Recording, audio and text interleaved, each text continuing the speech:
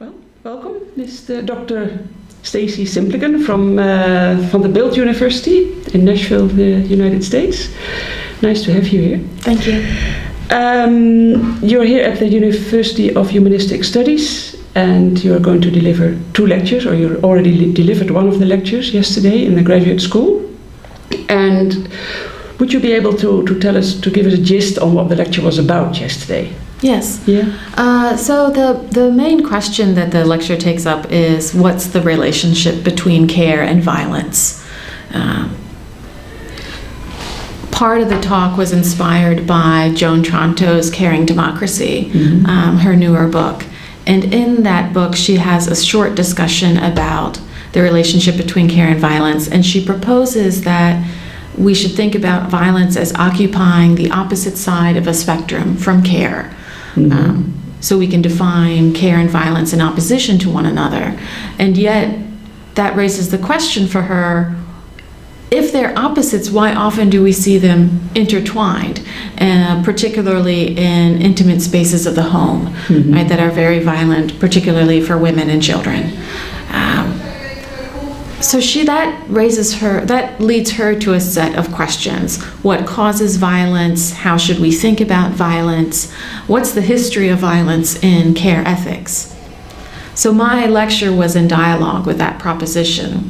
And so one of the things that I argued, I think that Tronto has what I called pure conceptions, like a pure conception of care and a pure conception of violence. But my interest is really in the middle of the spectrum, right, where care and violence converge. And basically I drew on work by Laurie Jo Marceau arguing that in some sense violence is always lurking in any kind of encounter.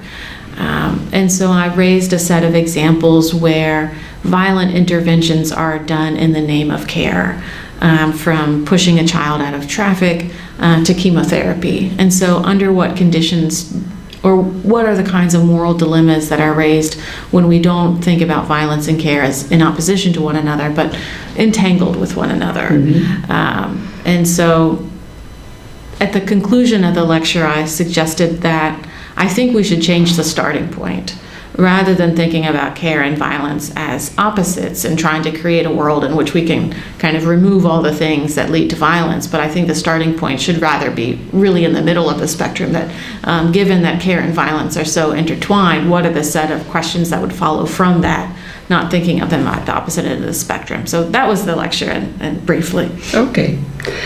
And I've been reading some of your articles, and you also seem to be somehow critical about Tronto, but that's I think now you explained, but also Fede Kitte. Yeah. Could you spend a few words on that? Yeah, sure. In fact, that was another element of the lecture. So both Kitte and Tronto argue that part of being human is being vulnerable. Tronto builds on Kitte's work by saying we are care receivers all. So I agree with both of them on that. I agree that we're vulnerable.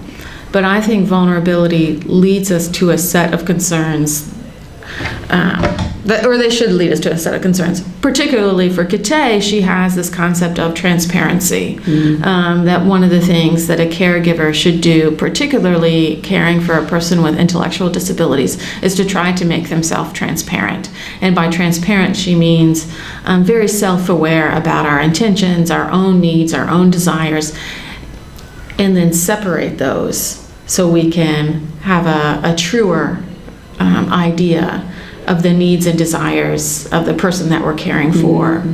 I think, from my perspective, I think that places unrealistic demands on the caregiver.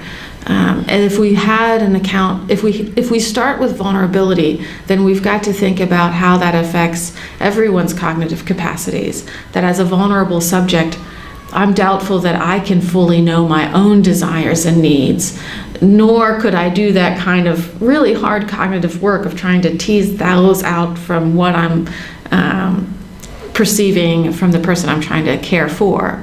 So I think that vulnerability leads. Now, I do think that Kitte is mindful of that insofar as she's thinking in Love's Labor about the role of a doula, right? Of that care as a web.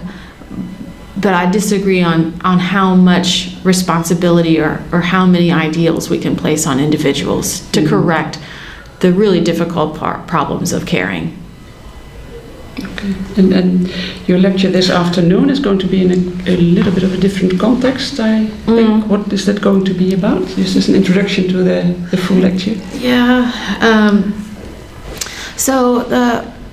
Let me just say one more thing, and it is a bridge, but I think that, so Kate orients her work around her daughter with an intellectual disability, and I'm inspired a lot by my brother with autism and also behaviors that challenge.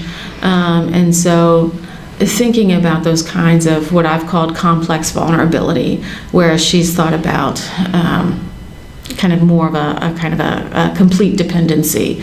But I've been thinking about complex dependency where people can exercise power but also be very vulnerable.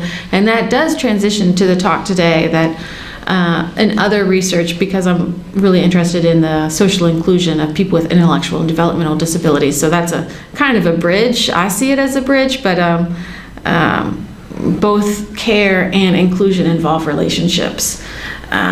And so the lecture today is about the new, Chris Bigby has been working on the concept of encounter, and researchers here as well. And encounter is about basically, for people with intellectual and developmental disabilities, we know that their research confirms that their social worlds are quite small, right? Their social networks are quite small. And so lots of policy and lots of research has been about how do we get them engaged with one another, or how do we get them engaged in the world. And Chris Bigby and others have developed an idea of encounter about trying to better capture how people live in urban life. So basically, right, when I leave here, I'll have many opportunities for encounter, of engaging interpersonally. And so they've used that concept to think about people with intellectual disabilities. Now, what I'll be talking today, again, building on Marceau's work around freedom in the encounter with Simone de Beauvoir, Bigby and others kind of situate encounter in the landscape of social inclusion. But Marceau, building on feminist work around Beauvoir, but also Arendt, locates encounter more around the concept of freedom. And basically, whereas inclusion is about promoting relationships, I think freedom for Marceau is about promoting relationships, but also about enabling action. And that an account of freedom, not negative freedom as freedom from, but a freedom to, and a freedom to act. And that ties in a lot with relationality. And so my hope in the lecture is to try to think, okay, we have this concept of encounter that even in Bigby's work draws on the work of Iris Young. And so trying to just forge connections a little bit more between empirical work with folks with intellectual disabilities and work emerging out of feminist theory. And I think it's important to leverage feminist theory because I think that it's a great tool to think about power and difference and inequality across an intersection of difference, so around disability and race and gender and class. And so it's a really, I think, a powerful theoretical tool to put in conversation with this empirical work on intellectual disability. So the idea is hopefully we can have an engaged discussion about what do we mean by encounter, what do we want encounter to accomplish, and how could we promote a kind of an interdisciplinary dialogue about encounter. Okay. Thank you. You're welcome.